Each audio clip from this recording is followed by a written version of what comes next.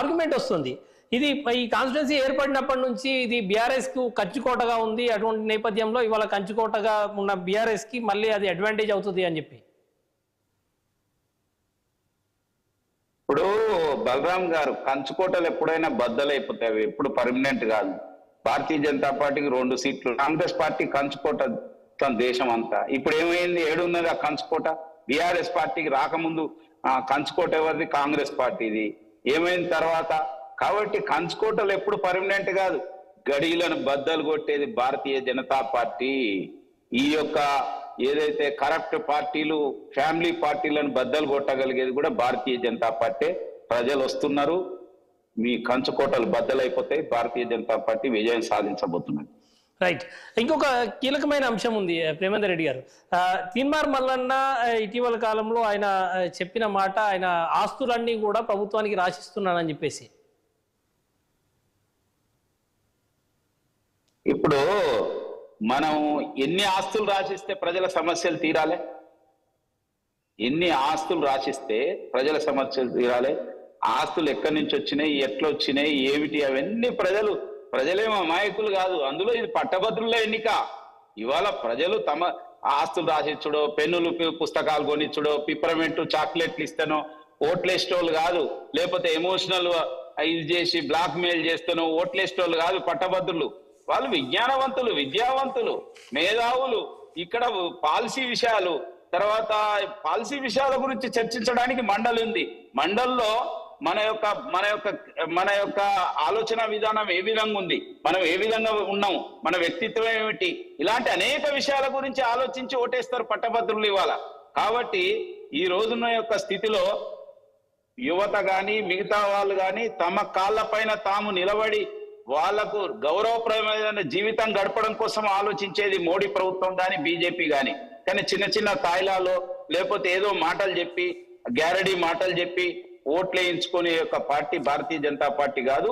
మేము నిజమైన సాధికారికత ఏదైతే పట్టభద్రులకు కానీ ప్రజలకు కానీ కల్పిస్తాం. దేశవ్యాప్తంగా అనేక వాగ్దానాలు, శుష్క వాగ్దానాలు కాంగ్రెస్ పార్టీ చేస్తే, ఎన్నో గ్యారెంటీలు చేస్తే దేశంలో వాళ్ళ భారతీయ జనతా పార్టీ గెలుస్తుంది. రాజస్థాన్ లో కూడా చేసిండ్రు, మరి వాళ్ళు గెలవలేదు. అదేవిధంగా ఇంకో దగ్గర చేసిండ్రు, గెలవలేదు. భారతీయ జనతా పార్టీ గెలిచింది. కాబట్టి నిజమైన యొక్క అభివృద్ధి గురించి ఆలోచించే వాళ్ళం మేము. నిజమైన వ్యక్తిత్వం, నిజమైన సాధికారికత, నిజమైన వాళ్ళ కాళ్ళపైన వాళ్ళు నిలబడేటువంటి యొక్క చర్యలు తీసుకుంటాం తప్పితే ఏదో ఒట్టిగా ఉత్తుత్తు మాటలు మాట్లాడి వాటిని ఇది చేసే ఎందుకు అటువంటి ప్రకటనలు వచ్చినాయో మీరు బాగా ఆలోచిస్తే మీకే తెలుస్తుంది. ఎందుకు ఎలాంటి పేరు వచ్చింది, ఎందుకు దాన్ని ఓడగొట్టుకోవడం కోసం ఏం మాట్లాడుతున్నారు అనేది ఆలోచించండి. అంటే కొంత హింట్ ఇస్తే బాగుంటది కదా మీరు, అంటే చదువుకున్న వాళ్ళకి చెప్పాల్సింది. నాకు వ్యక్తుల గురించి మాట్లాడడం ఇష్టం లేదు, వ్యక్తిత్వాల గురించి. నేను చెప్పేది ప్రజలందరికీ తెలుసు. పట్టభద్రులు ఏమి అమాయకులు కాదు. పట్టభద్రులు ప్రతి విషయాన్ని నిశ్చితంగా గమనిస్తారు, ఎవరు ఏ విధంగా ఉంటారు ఏమిటి అనేది. నేను ఇక్కడ ఒక సిద్ధాంతం పైన పోరాటం చేస్తున్నాను. భారతీయ జనతా పార్టీ, నరేంద్ర మోడీ అంటే గ్యారంటీకి మారు పేరు.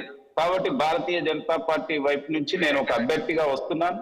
నేను అనేక సంవత్సరాల నుంచి నేనేమిటో ఈ యొక్క రాష్ట్ర ప్రజలకు తెలుసు. 2 సార్లు శాసనసభ్యునిగా పోటీ చేశాను, ఒకసారి ఎమ్మెల్సీగా పోటీ చేశాను. ఇప్పుడు మరొకసారి నేను పట్టభద్రుల ముందు తీర్పు కోసం వస్తున్నాను.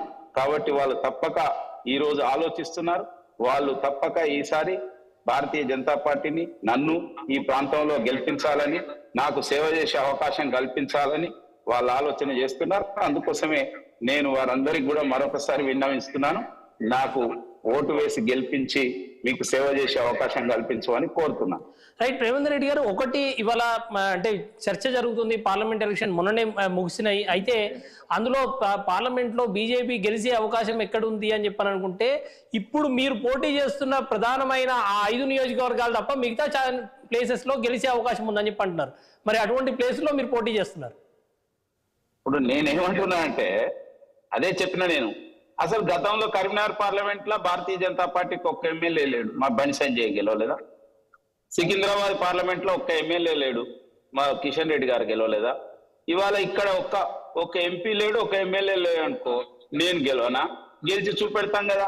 1982లో కూడా భారతీయ జనతా పార్టీ పక్షాన ఆనాడు డాక్టర్ టి రాజేశ్వరరావు ఇదే నియోజకవర్గం నుంచి గెలుపొందాడు. కాబట్టి ఖచ్చితంగా ఇక్కడ ప్రజలు ఈసారి మాకు ఆశీర్వదిస్తున్నారు. ఎందుకంటే ప్రజలు ఎప్పటికప్పుడు వారు దేశంలో జరుగుతున్న పరిణామాలు, సమాజంలో జరుగుతున్న విషయాలు, ఎవరైతే సరైన వ్యక్తి, ఎవరైతే సరైన నాయకుడు, ఏ పార్టీ అయితే సరిగా ఈ దేశాన్ని ముందుకు తీసుకుపోతుంది, ఇలాంటి అనేక విషయాలను వాళ్ళు పరిశీలించి ఎప్పటికప్పుడు వాళ్ళ ఆలోచనను మార్చుకుంటారు. వాళ్ళ ఆలోచన ప్రకారమే మిగతా పోతుంది. కానీ కొంతమంది క్యాడర్ పర్మనెంట్, ఏ పార్టీకైనా 2%, 3%, 5 ఎంతో %, మిగతా ప్రజలు వాళ్ళ యొక్క ఆలోచనకు అనుగుణంగా ఓట్లేస్తూ ఉంటారు. అంతేకాని ఎవరికి పర్మనెంట్ గా